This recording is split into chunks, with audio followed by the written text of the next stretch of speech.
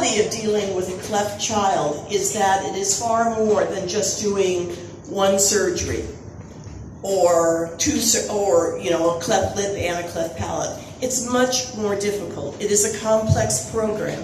It is a complex problem. So what ideally we wanted to do was to set up treatment centers where we would begin to put in the model of treatment that children receive in the United States and other countries with well-developed healthcare systems, and be able to expand this kind of treatment to countries that had no knowledge about this. As I said, one of the misperceptions in the treatment of cleft lip and palate children is that one surgery is adequate. One surgery and that's it, their lives are changed. I hate to say that this is not the truth.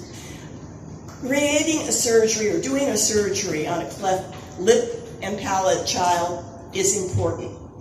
The lip, obviously, because it is the first thing that you see, and all of us, let's face it, when we see somebody, we judge them by their face in a very short period of time. The palate is important, even though a lot of times people say, well, why a palate? Well, a palate is a hole in the middle of your mouth. An unrepaired palate has more health implications than even the lip, because the child will aspirate food, so trying to feed the child is going to become difficult. As the child grows, food will come out of the nose of the child when eating, which makes it very difficult to have a child in a social situation.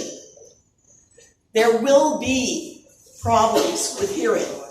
There will be problems with bronchitis, chronic bronchitis, and asthma, because the child is aspirating food.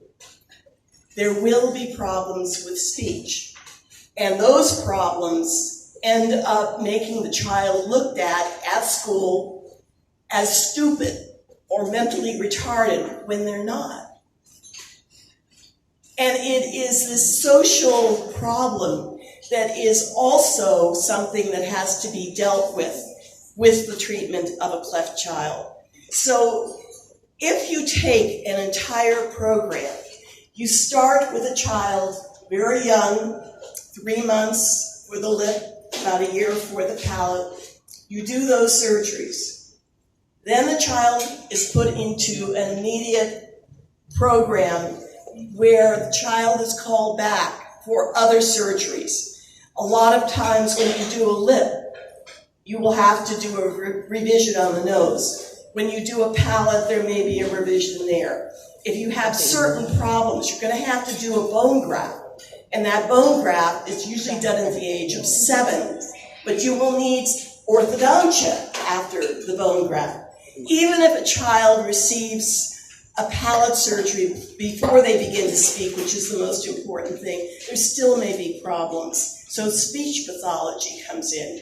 So by the time you finish the complete treatment of a cleft child, it goes from 0 to probably 18 years of age.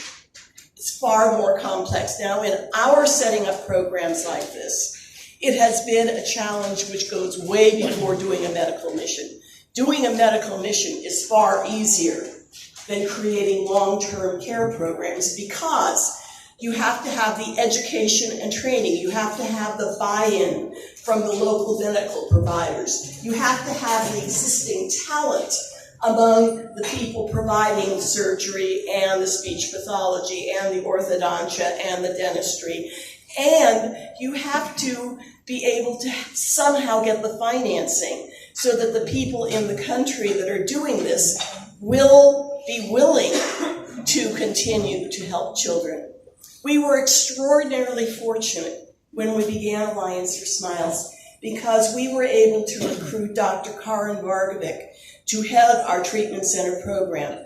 Dr. Vargovic was the director for the Center on Craniofacial Anomalies at UCSF in San Francisco, University of California Medical Center. She directed that program and was passionate about cleft lip repair of the type that we were envisioning. And so she has come on board and she has worked with us to develop a treatment center program. She recruited one of the top speech pathologists in the United States to work with us. So it is one step at a time that we're dealing with in terms of the cleft treatment. Now, one of the reasons we are so excited about coming to the Philippines is that you already do have certain medical programs in place in terms of dentistry, in terms of orthodontia, in terms of speech even, that we can plug into. And what we can help do is not only do the treatment of children that we are going to be doing on the surgical mission, which begins on Monday, but we will be able to hopefully work with all of you, with the Rotary Club, with everybody, to create a very strong treatment center. And hopefully what we're creating here will spread out to other parts of Manila and be able to use the resources that you have. At the treatment center at UCSF with Dr. Karen Markovic, there are 5,000 children involved. That's in California. There are other treatment centers also in California, which shows you what a need there is. But those children are called back periodically for the treatment that they need. It's not every week, it's not every month, it's not every year. But they are in a system whereby they are then scheduled for their next surgery, depending on the progress, depending on the age, and depending what the need is. We are fortunate to have Dr. Jess involved, and he has secured from the government the correct agreements so that our surgeons can come here and they can operate. And we are very, very, very fortunate to have Dr. Jess involved. It is a long path of what we are doing, but we are trying, and I think we can make a real difference in the Philippines with education, with training, with trying to give you guidance, to work with your existing people as well as helping come with our people to help the children. That's it. That's the simple thing, to make a difference in the lives of these children. There are several cleft programs in the world that are fantastic.